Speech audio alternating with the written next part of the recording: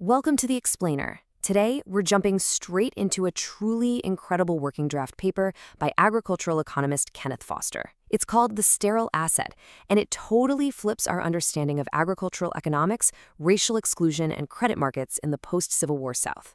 We are going to look at exactly how biology, racism, and high finance collided to create a hidden and frankly devastating economic trap.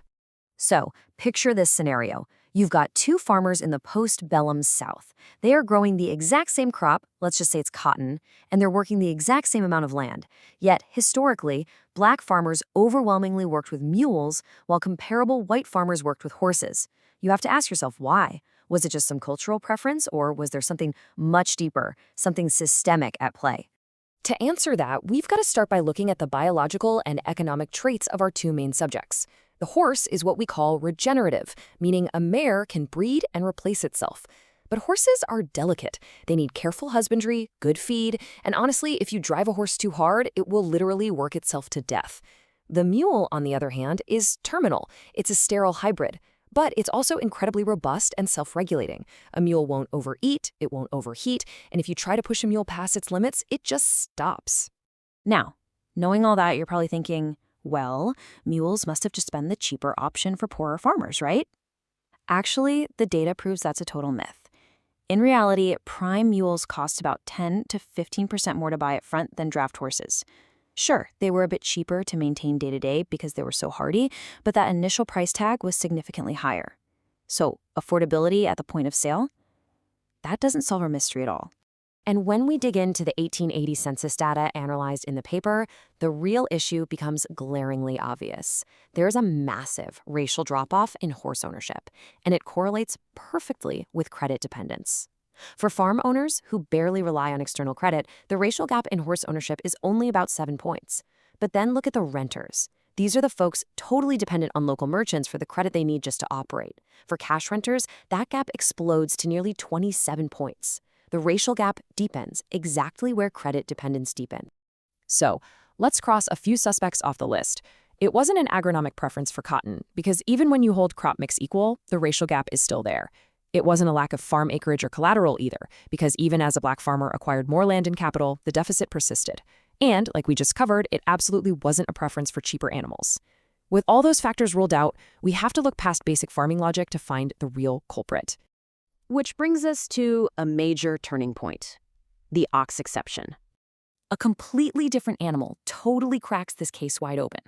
Enter the ox. Just like the mule, a working ox is a castrated male. It's a terminal animal that can't reproduce. But the census data shows black farmers owned oxen at equal, sometimes even slightly higher rates than white farmers. Why the difference? It's all about how they were supplied. Oxen were raised at home from the farm's own cattle herd. That meant zero market purchase, and most crucially, zero credit required. So the takeaway here is that the barrier wasn't biological at all. Black farmers weren't voluntarily choosing terminal animals. The real dividing line was the credit-intermediated market. If you wanted a horse, you had to buy it through a highly racialized credit relationship with a white merchant or landlord. And the data clearly shows they were systematically locked out of that specific market. But think about it from the lender's perspective for a second. Why happily finance a more expensive mule, but refuse to finance a horse? It all comes down to this brilliant, if sinister concept, self-regulating collateral. Back then, the draft animal was usually the collateral for the loan itself. Because the mule simply refused to overheat, overeat, or work itself to death, it protected its own capital value, regardless of who was handling it. It was the absolute perfect abuse-proof asset for a distrustful lender to hand over. Okay, but that brings us to the ultimate motive. Even if mules were safer collateral, why not just finance horses for everyone if they were available? If a black farmer had the means to pay, why were white lenders and sellers deliberately withholding horses? The answer is something called competitive fear. You see, this wasn't just arbitrary prejudice. It was a deeply calculated economic strategy. Sellers and lenders purposely withheld breeding stock because they knew that a black farmer with a mare could eventually raise their own foals. They could literally breed their own wealth, escape the cropline credit trap entirely, and become independent competitors for land and labor. And the data backs up this motive perfectly. If withholding horses was just about generic racism, you'd expect the gap to be pretty uniform across all farms. But it's not. The racial deficit in horse ownership was vastly deeper on commercially serious cotton-dominant farms. The gap widened from 14 points on diversified farms to nearly 21 points on serious cotton operations. They deliberately targeted the exact black farmers who had the skill and the ambition to pose the biggest competitive threat. And that leads us right into the weapon used to enforce this, the cycle of sterility. Let's look at how this builds into a permanent economic trap. The mule wasn't just a work animal. It wasn't even just self-protecting collateral.